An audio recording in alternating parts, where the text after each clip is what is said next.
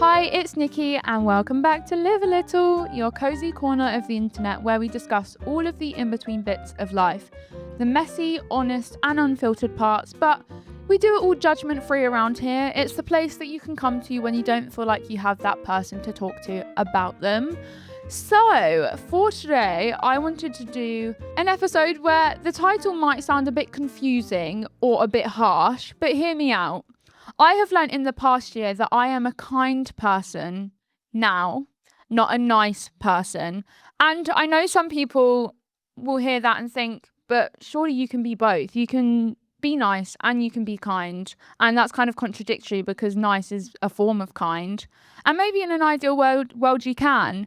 But I've learned that there is a real difference. To me, being kind for a lot of us means being a people pleaser, being agreeable, keeping the peace any means necessary, and avoiding conflict and therefore not having very good boundaries or a sense of self-worth. And therefore, it leads to you allowing disrespect because you don't want to be difficult or you don't want to upset anyone, and you basically put everyone's feelings and everyone's needs above your own for any means necessary because you don't want to be the reason that the vibe changes or someone's suddenly upset, whether they have caused it or they haven't, or you've caused it or you haven't. And then whether you're doing it consciously or not, being nice can mean that you get walked all over. And as I've got older, I've learned that I don't want to be part of that anymore. I have spent so much of my life shrinking myself for environments that were never meant for me or that I didn't deserve and that weren't welcoming, and therefore the same in like friendships, especially because I felt like if I shrink myself enough and I dull myself down enough and I mute myself enough to just be kind of there and whatever the person or the people that then need me to be, then maybe, just maybe, they'll like me enough to keep me around. They'll like me enough to see me as valuable in their life. I was kind of at the disposal. My feelings and my needs were sort of at the disposal to everyone else, and I basically would do anything I possibly could to just be accepted and be liked by everyone. And that meant being nice and always saying yes and always doing what felt like the right thing, even though it wasn't a lot of the time, because I wasn't doing right by the most important person in my life, which is myself. So being nice, it isn't inherently bad. I'm not trying to say that. I just don't want it anymore in my life or to be labeled with it when it comes to the cost of myself, essentially, because being kind to me is rooted in integrity. It's rooted in doing what's right and being fair by yourself and by others, especially when it's not easy and especially when it's an uncomfortable conversation, because sometimes that's the kind thing to do. If there's wrongdoing right in front of me and I've witnessed it, if I know it's wrong, I'm not going to excuse it anymore, whether that's other people or myself. I'm not smoothing it over. I'm not keeping the peace on behalf of someone who didn't care enough to keep the peace towards me and therefore caused harm. A nice person keeps the peace even at their own expense, and a kind person tells the truth, holds boundaries and protects what's real, even when it is uncomfortable. And yes, that can feel awkward, it can feel tense, it can make you feel like you're causing a problem or you are a problem, but I'd rather be uncomfortable for 5 minutes than be abandoning myself for 5 years. And I feel like I spent the majority of my teenagehood, so weird saying teenagehood, like I know it's not that far removed, but I'm not a teenager anymore.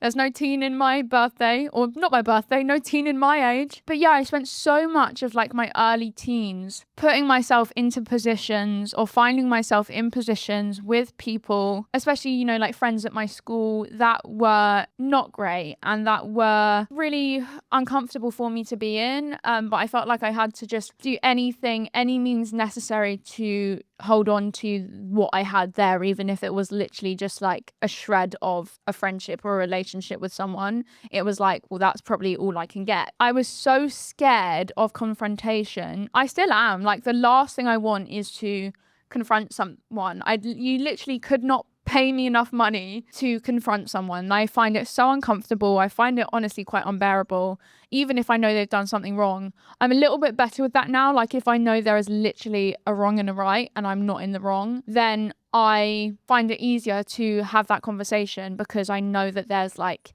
real justification. But if it's a bit of a grey area, or someone has made me feel a certain way and they are actually in the wrong. When I was younger, I would struggle so much with that, and I would apologize so much. I would never say my side. I would never express how I felt. If I did anything, if I even breathed the wrong way, it was like a sorry, like, oh, sorry. And then almost me like begging at like the feet, like figuratively, of these people that didn't even kind of deserve me in the first place, just so that they kept me around. Looking back, that makes me really sad for my younger self. You know, obviously everything is hindsight, but I wish I could offer her like compassion and like speak to her now and sit her down. I think we all want to do that. Like, there's things that our younger selves go through where, like, when we're older, and of course that can still happen. You can still be on the journey of going from a nice person to a kind person, or I'm definitely still on my people pleaser journey, because people pleasing also is an element of control for me. It feels like I am managing unnecessary outside things that could happen. Like, confrontation feels like something that's out of my control and feels like a threat, and that is something that I don't want. So keeping the peace feels like the best way that I can survive a situation and manage it, basically. But that then means walking on eggshells around everyone when I don't deserve that, and therefore never being myself and never expressing anything, good, bad, ugly, just not even being a whole human, because I didn't feel like comfortable to, or able to, or safe to, basically. So nice became a survival mechanism, as I think it does for a lot of people, to grin and bear it, to just kind of say yes even if you mean no. It could even literally be something as simple as like you liking a certain musician more than another musician. But if those people that you want to maintain that relationship with, who are fickle, have said, no, I like this musician more, I would then be like, oh yeah, I like that musician more, because I was so scared of expressing any opinion but the one that I was hearing, because I was worried of being dropped. And I was dropped anyway. It didn't even matter that I was nice all of that time, or I was agreeable, or I was friendly, and I like did everything I possibly could to try and nurture these relationships. Ultimately, on the baseline and the foundation, there was nothing to nurture in the first place. And now, having genuine friendships, it's honestly so crazy to look back at what I was trying to, it was like beating a dead horse. I'm trying to nurture something that isn't even there in the first place. It's like there being like a dead plant, and you're like trying to water it, and it's like, no, you can't bring this back to life. It's gone. And so I think I spent a lot of my younger years essentially doing that, trying to water plants or fuel relationships that like weren't there to serve me in the first place, especially in the right way. I think nice is often about being perceived well, because it is predictable, and it is just very no worries, even if there is a worry and there is a concern, because it's keeping things pleasant. And kindness to me is different, because it's almost like a backbone of like a good human, a well-rounded human. It's how you treat people, especially when it's inconvenient, and what you choose when no one is clapping, and what you do when being honest changes the atmosphere. It's almost like, to me, being nice is, say someone had food in their teeth, being nice is like not saying anything to them, because you don't want to, being nice feels like you don't want to make them feel embarrassed or uncomfortable. But actually being kind is saying it to them in a polite way, like, oh, you just got a bit of, something in your teeth, and then being able to get on with it because you were considerate in a way that was real and that was honest. So to me, that's a very like surface level way that I would explain the two, but obviously it's a lot deeper than that, because niceness, I think, can feel like a performance if you're not trying to perform, and kindness is integrity. And I think a lot of us, especially women, have also been taught to confuse the two as well. It's that people pleaser blueprint, and I was absolutely obsessed, if anything, almost paralyzed by the thought of not being liked by anyone, even if they were like a horrible person. I was like, I need to be liked by you, because the idea of not being accepted is incomprehensible. And I think it's also because it goes back to me not accepting myself, and me not being able to self-validate and love myself and choose myself, that it felt like all of my value came from my relationships with other people, and the effort or lack of effort they put in, and the attention or lack of attention they put in, which therefore meant that there was so much yo-yoing, because I'd be in a friendship where I felt like, wow, this is steady, this person might be on best friend territory, and then suddenly they'd pull away for 3 months, or I'd then be unwell and they wouldn't make any effort to see me or to check in with me. And then it was like just stagnancy. And then I'd, lose this friendship or drift from this person. And that's not just my experience. I think it's being human, is that relationships are there for a reason, a season, or a lifetime. When I had lots of seasonal friendships growing up, or relationships, which just happens being younger. It's more quantity over quality. And then as you get older, you realize that we're all busy. We don't have time. So the friendships you actually nurture deserve nurturing, and you are nurturing them for a reason. You're putting energy in that you may not have because this deserves that, and the person deserves that, or the group deserves that. But back then I was putting energy into shit and people and groups all the time. If I was even ever in the group or in the friendship, that just didn't even deserve it in the first place, basically. And it's exhausting. I would dull myself. It's like managing moods. It's softening opinions. It's apologizing for quite literally anything. And a lot of my niceness wasn't kindness, really. I realized that it was people pleasing, and it was choosing the agreeable, easy thing than the right thing, especially for myself. And, for a long time, I think it stems from my belief that if I was too honest or I was too direct, if I took up space, if I actually was myself for once, I would be left behind and people would stop choosing me or caring. So I learned how to be easy as a coping mechanism and as a means of survival, because it felt like the only choice and option that I had. It was like the best I've got, basically. So I learned how to nod. I learned how to say everything is fine when it wasn't. And what people don't realize about people pleasing, unless you've been a people pleaser, it's not this cute, considerate personality trait. Of course, you have to please others, but if you're not pleased yourself, then it's quite debilitating, honestly, being a people pleaser, because you're trying to keep everyone else safe except your feelings and yourself. And it then therefore trains people, especially people that don't deserve you or that are toxic, that you are okay with anything and you are up for anything. And then you wake up one day and you realize you've built relationships where you're loved because of how convenient and selfless you are, not for who you are.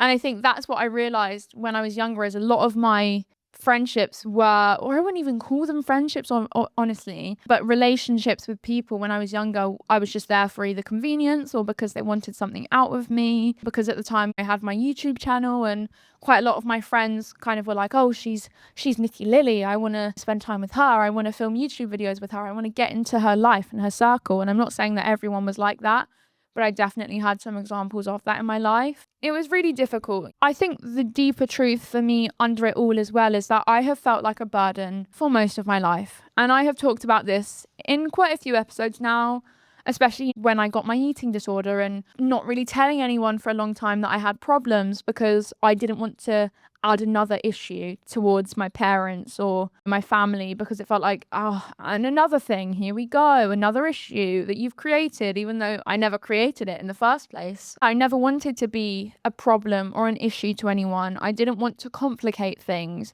I didn't want to be the person that people had to handle, because I already felt like I did that enough, especially in my family. So then what a lot of us do, I became the problem and issue to myself instead, because I couldn't really direct it anywhere else. And the last thing I was going to do is push all of my problems and issues that I felt towards myself and perception of myself onto other people. Even if someone was clearly wrong or they'd hurt me, I'd still find a way to make it my fault, because I was so scared to lose people. That's when friendship becomes conditional.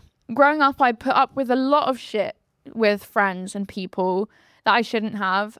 An example of this is just mistreatment or not being considered.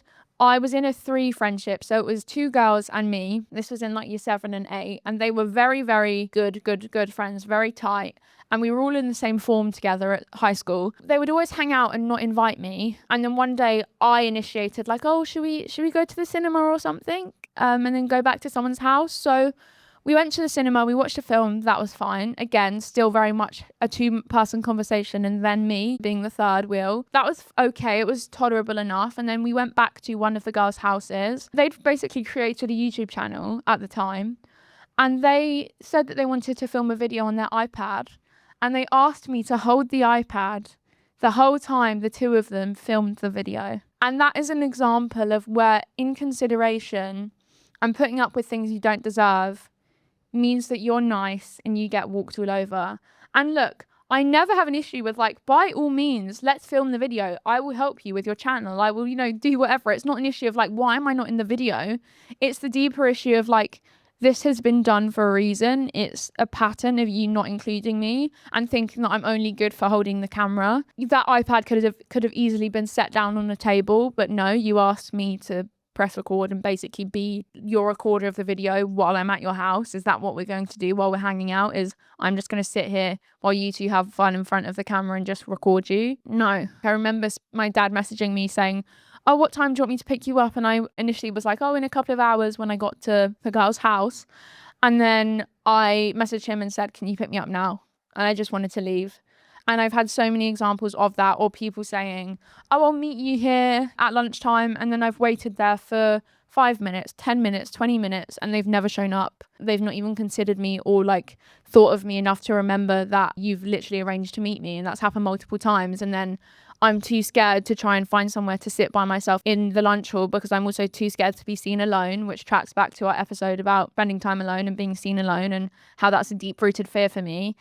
And so I would just go sit in the toilets at lunch. And no one should have to do that. Or I'd go sit in the learning support room at lunch and eat my lunch by myself in a tiny room. And I'd just count down the minutes till lunch was over. Or my mum would pick me up from school and I'd be crying my eyes out because I felt like I had no friends or no genuine friends.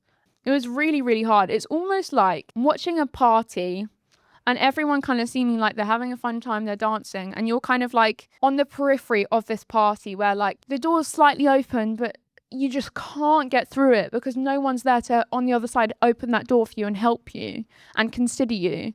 And I think that's the whole point, is they're nice is built because it's felt like the only option you have, essentially. And I don't say that with judgment that my younger self shouldn't have put up with this shit. I put up with it because I knew no different. I never really had healthy friendships before that were a constant in my life. And so I say that with compassion because I genuinely thought like that was the best I had. And because I didn't really know what a healthy friendship looked like, I didn't know what was normal or unfair or unacceptable. It's kind of like a toxic romantic relationship where you maybe know deep down you deserve better and you maybe know that this isn't right, but you're so scared of being left with no one else that you keep the connection alive by any means, even if it's literally hanging on by a thread. So you stay nice, you smile through, you minimize it, you tell yourself you're being mature or you're overthinking how you feel. Therefore, friendship did feel conditional to me, and the condition felt like I could stay, I could be included,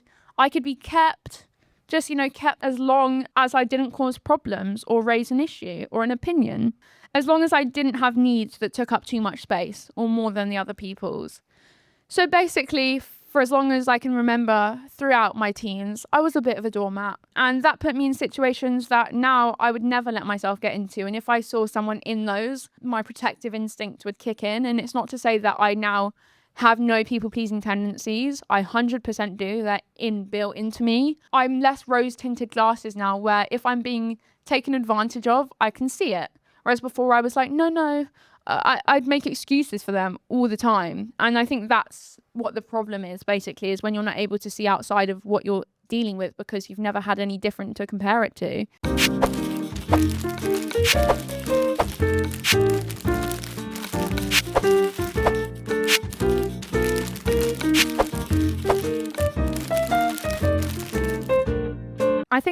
I think what the change has been is because I have more stability in my life, more assurance from other people, more assurance in myself and sense of self-worth, and basically a clearer idea of right and wrong and what I'm entitled to in a relationship and what I deserve, which is basically just basic respect, basic care, basic consideration, like the basic foundational things of a genuine relationship. And I think that's the thing. When your self-worth grows, your tolerance drops for rubbish, essentially, from other people. And not because you become harsh or you become icy or difficult, but because you stop confusing keeping people with being loved, essentially. You stop confusing people keeping you around just for the sake of it and just because it's easy and you're not a problem to cut off, but they don't really care to maintain it.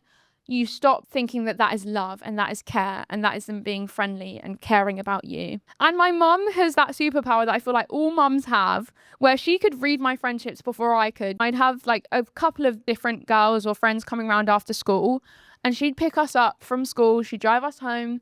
They'd stay for dinner for a couple of hours and she could tell instantly when someone's energy was off.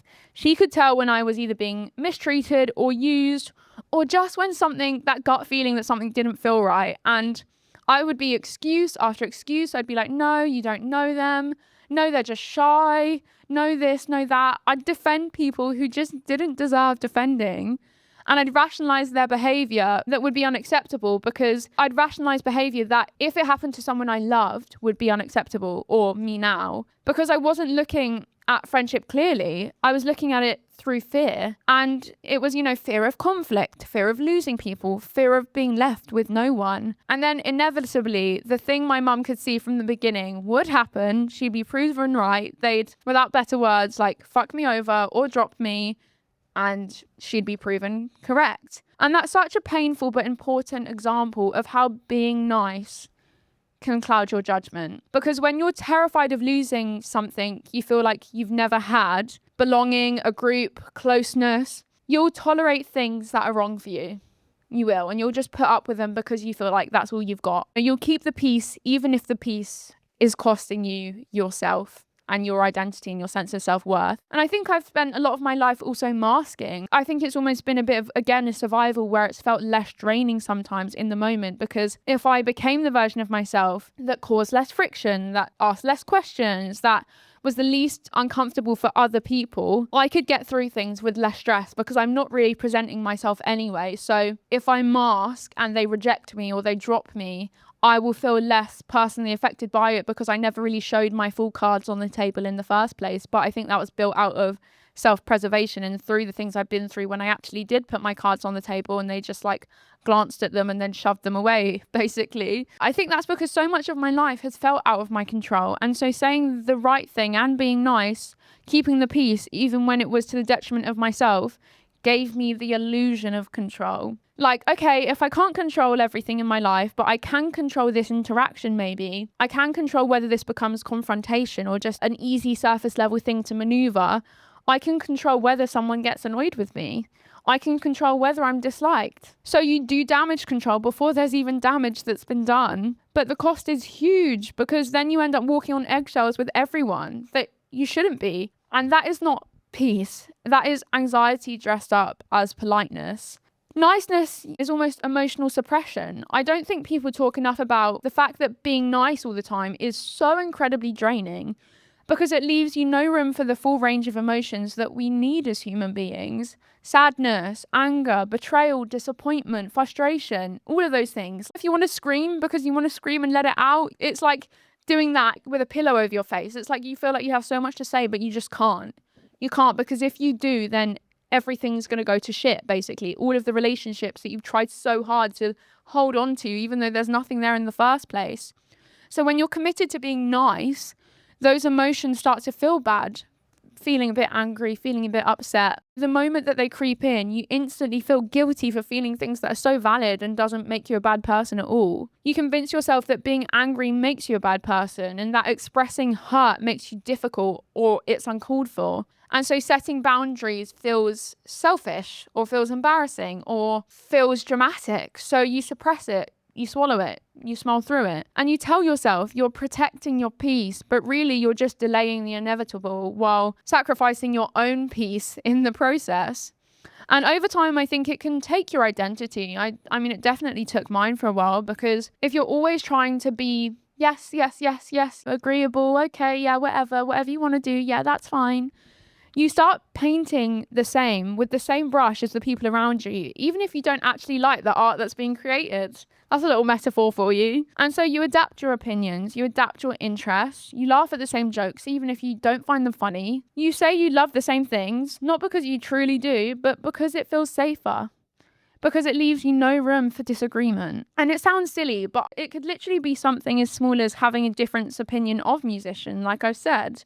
But you feel like if you disagree or you present an even just slightly different opinion, that's not an open conversation. That is disagreement, and that is cause for an argument and cause for you to be left behind. And that's when you realize you're not being nice anymore, especially to yourself. You're just letting yourself disappear. And I think being cool and easygoing and low maintenance and unbothered, especially in today's society, and like never asking too much, never being too emotional is kind of everything that people are striving for, being nonchalant essentially, not caring. And caring is important. Caring what other people think is important. Considering other people, being a genuinely good person is important. There is not one nonchalant bone in my body. I care. I care so deeply that it will keep me up at night. I care so deeply that I won't be able to eat for days. And is that healthy? Is that okay? No. But I care. I'm not easygoing. I'm very tightly strung, and it's all a product of the things I've been through and just the fact that I truly care about other people and their feelings. And I think that's what it all comes from, is me being a sensitive person and just wanting everyone to be happy. But it should never be to the sacrifice of your own happiness, especially when those people don't deserve it. There's a time for both. There's a place for both where people do deserve it and people don't. And being nice is often because it's towards people that don't deserve it.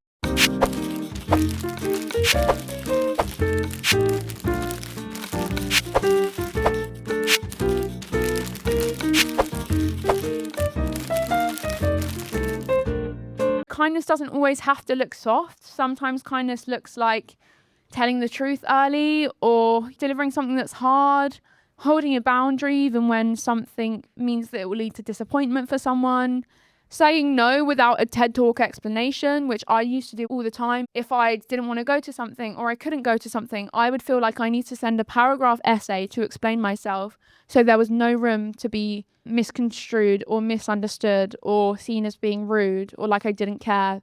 It was because I cared so much that then I was giving like a literal point evidence explain essay over text about trying to justify every single thing that I said or did. You don't need to be easy to read as a human. You have no need to explain yourself to other people when there is no need to. And I would do that all the time. I'd overcompensate all the time. And I think you can leave a situation that keeps shrinking you. I think that's what kindness is. And that doesn't always look nice. And sometimes it looks like silence. Sometimes it looks like a no. Sometimes it looks like leaving. But it can still be kind because it's honest and it's protective. One thing that really stuck with me is that kindness isn't a label you earn, it's a practice. It's something you choose again and again, in tiny moments, in boring moments, in moments when no one sees it. And it takes real work, especially having kindness towards yourself and being kind to yourself. Mentally, physically, it all is probably one of the hardest things that you can build within yourself and believe. It takes self-awareness, it takes intention, it means choosing accountability, choosing honesty when it could be easier to just be liked and be nice and be easy. I like that framing because then it stops kindness being an ego badge and being the performity that nice can be and the conformity that nice can be.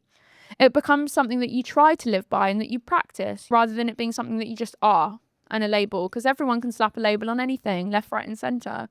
It is a doing, not a saying, I think. I want to caveat this clearly that saying I'm not nice is not permission to be cruel. It's not permission to be rude, dismissive or careless. Being not nice is not an excuse.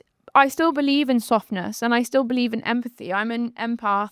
I hate calling myself an empath, but I really am an empath to my core. It's all I know. I just don't believe in being nice, but I think now I just don't believe in being nice at the expense of my boundaries or my self-respect. So I'd say that's the biggest difference between me then, which was the version of me who tolerated so much and prided herself on being nice and that being my only personality trait and the only thing that I was good for, to then now where I give myself grace. I give myself compassion and I give myself space to actually feel. I think I have a wider lens now when it comes to people and relationships. I'm less reactive, but I'm also less willing to ignore what's right in front of me. And I'm more okay with losing people that aren't right for me or who have mistreated me because I'm finally willing to protect my peace and realizing that that is the most important thing. And I know that I'll never regret that or be worse off for that. If it means losing some people, if it means losing some relationships, it's incredibly difficult. Of course it is. But in the long term, you'll look back and know that that was okay and that was the right decision. I would rather that than hold on to things that never served me in the first place, which I did so much of my life. Relationships that just ate more and more into my soul and mental well-being and stability and identity. Because often people doing the damage have no idea what effect the damage is having on you. Don't give it two thoughts. They don't feel the way you're constantly overthinking what you said, how you reply, whether you sound off, they don't feel the spiral that you feel when they don't reply, and you filling the silence with something you're doing wrong. And I can't live with that anymore. It's exhausting. I grew up genuinely paralysed that I'd upset someone and it could lead to an argument. It would keep me up at night and I would apologise for so much. But now I'm comfortable walking away from things that aren't working. And I think that's just growing up and learning and perspective. And sometimes it can be simple. Sometimes it doesn't have to be a war. It can just be walking away from something or distancing yourself. Whereas before, I would clutch tighter and tighter and give more and more of myself to friendships that, quite frankly, did not care if I was there. And that's the biggest shift, I think, in myself and in where I am now, is that I'm not trying to be nice anymore. I'm trying to be kind.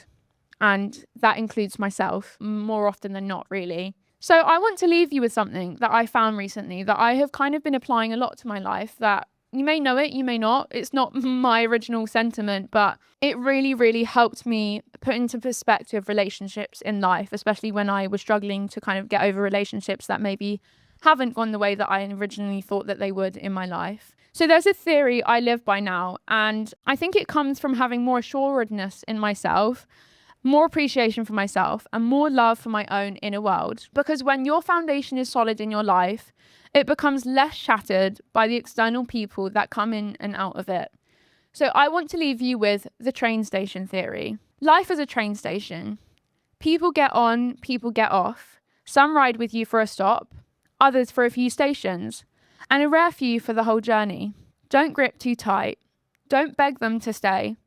Their stop might not be yours, and that's okay. Let them go with grace, because every goodbye makes room on the bench for someone who's meant to ride further. And I want to add that if you catch yourself slipping back into being a nice person to appease, which I still do, that's okay. It's hard to learn something that has felt like survival for so long. That's me. That's not the train theory. That's me adding something. Be gentle with yourself in the unlearning, and also pay attention to what direction you're going in, like a train.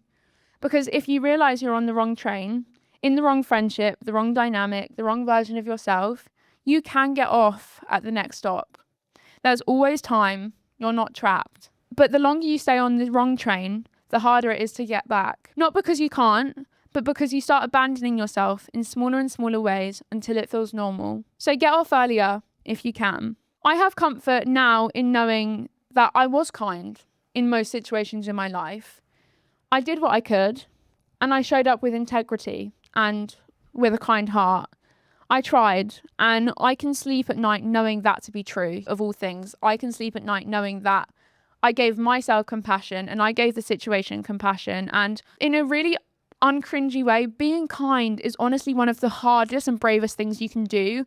The world makes us put walls up. Relationships make us put walls up. And for some of the things I've been through, it would be so incredibly easy, so easy for me to be a bitch to everyone and not be kind. It takes a lot less energy actually to just be like, I'm not going to put in any effort with any relationships. It's only me in this life. It's me and nothing. And it's actually very hard to be kind and to open yourself up to be real and be honest. And it's uncomfortable and it's not linear and it's not easy. And it doesn't mean that you being a kind person means that you can't have boundaries and you can't get a bit angry sometimes. It allows space for all of them feelings on the bench, essentially. And so when you actually believe that and your sense of self is your foundation and that's the thing that can't be faltered or changed, then you stop being so altered by the incomings and goings of the people around you. It doesn't mean that it never hurts. I've lost friendships and relationships that have truly felt like mourning a person, like grief. And I'm still not fully over them, but it just means it doesn't have to fully destroy you anymore. I'd rather know I was a kind person, even if it was uncomfortable for a train stop or 2 or 5, than live on this never-ending journey of serving and smiling at everyone but myself. Because being nice is something that you can regret, and I've regretted it, but being kind, I don't think that's something that you ever can or I ever can. So I kind of wanted to leave you with that. I think my little thought of the week would be, how can you in your life show up for more kindness for yourself? And where are parts of your life where nice has become the overarching feeling or factor? how can you make that movement towards kindness? It's just a bit of a question to ask yourself. And do you feel like you're more in a place where you're nice and you're trying to get to kind? Or do you feel like you're fully realized and established in like being a kind person? Or is it hard? Are you still stuck in the in between? I know I definitely am. It's a journey. I'm not saying I'm a kind person and like I'm Mother Teresa, I'm an amazing person, I am perfect. It's not that. But I think kindness to me is being a decent human and valuing yourself as much as you do other relationships and knowing what a good one is versus a not good one. I think that's what kindness is to me, is it starts with yourself. So I'm going to leave you with that.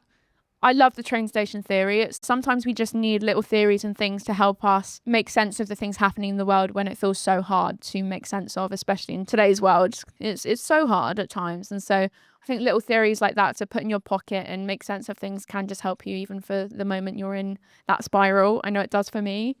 But I'm going to stop talking now. I love you guys. Thanks for sitting with me for this one. If you've related to it, I hope it's left you feeling a little bit less alone. I wish I had a podcast episode like this to listen to when I was growing up. I know that I would have felt so much less alone and more seen and heard, which is the whole point of why I do these episodes. I'll see you very soon.